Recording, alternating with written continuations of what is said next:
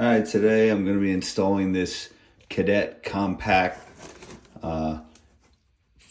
fan forced heater. This is 120 volt and it's going to be installed in the bathroom. We're running this apartment off mini splits and it's our only source of heat.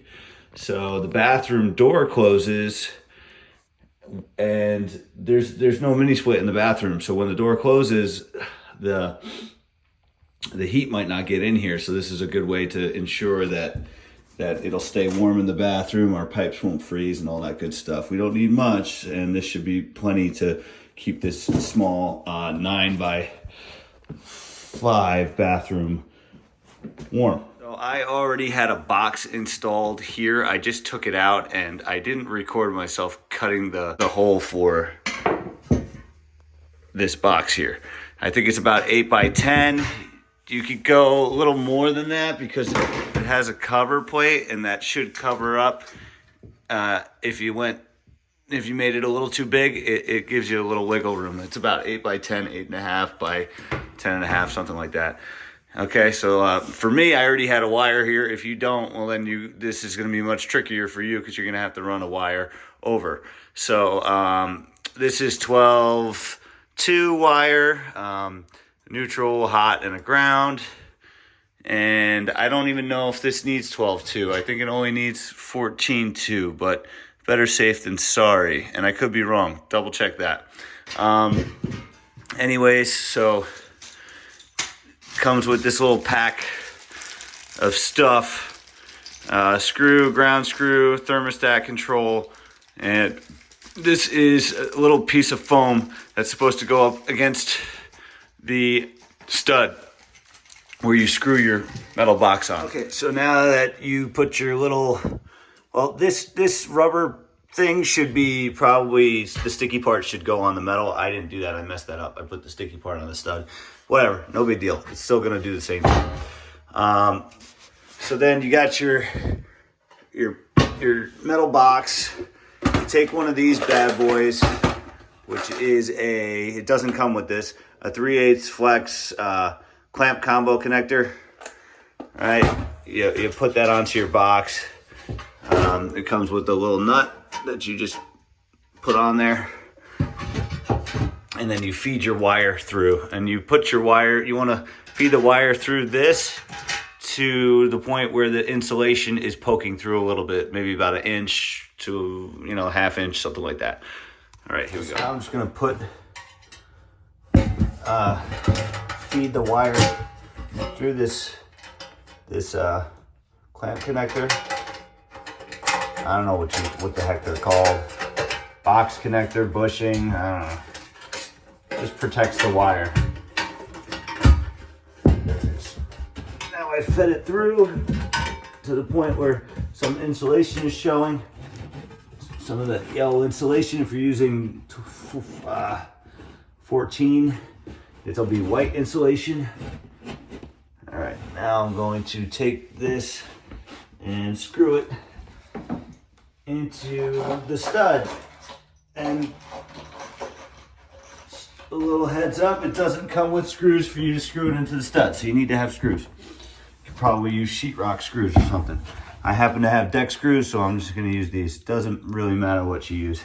You just wanna screw it in so it's tight against the stud. So when I'm getting ready to screw this in, I'm gonna push back so there's pressure on it against the wall, so it's nice and tight, and then I can screw it in. Perfect. There's one, and 2 screws should be good.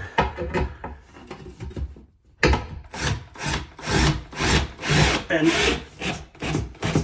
do that, it should compress that foam, and that way there's no rickety stuff when the heater turns on. All right, so now I've already stripped the wire off of these.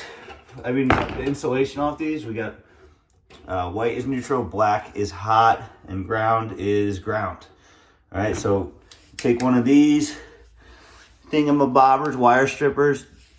They're labeled, they have the gauge of wire on here. So this is 12 gauge wire, so I just put it into the 12 notch and just pull it off. So I already did that, so whatever, you don't have to watch me do it. The ground screw goes in to this little spot here. I don't know if you could see that. That is where the grounding screw is gonna go. Okay, so the ground screw is here. You wrap your bare copper wire around that and then tighten it down. And that is your grounding point. And that leaves you with your neutral and your hot, which I'm assuming are gonna go to the white goes to white and the red goes to black. Sounds about right. Let's try that. Minus and put the white to white. Twist it on. Real tight. Sure. Give it a tug, make sure it doesn't want to pull out. Perfect. The red and the black are going to go together with a wire nut. Black and red. And then there's some other wires in here which are sealed together with heat shrinks. I'm assuming we don't touch those. So white to white, red to black.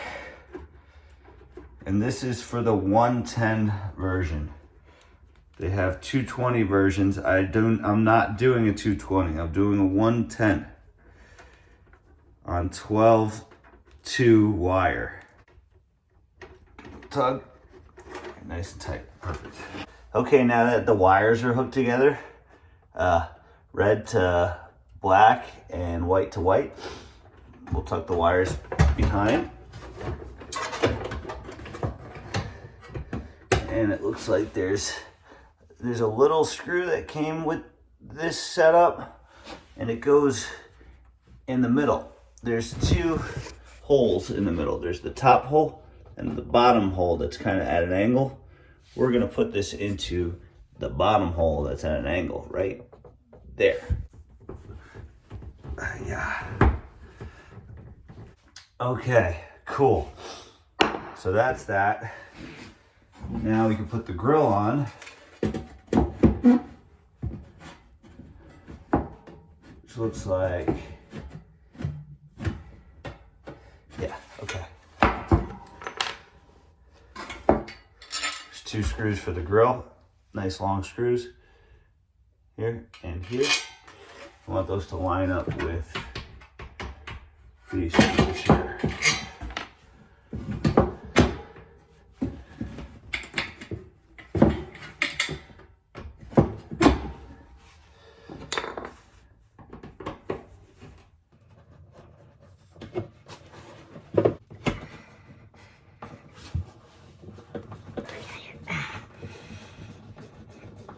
And there's this piece here, which is the thermostat control. I'm gonna push things around a little bit to get them to line up. And that's it. So I'll go to my panel, which is off. And I believe it's this one. No, because I would hear it humming. There it goes. Sounds like it just turned on.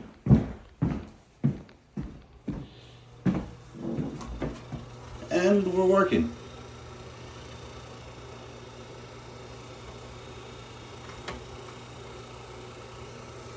Okay. So that's it. The thing works. That's that. That's how we install the Cadet fan forced heater with the thermostatic control. It's getting nice and toasty in this bathroom now. Now I can work.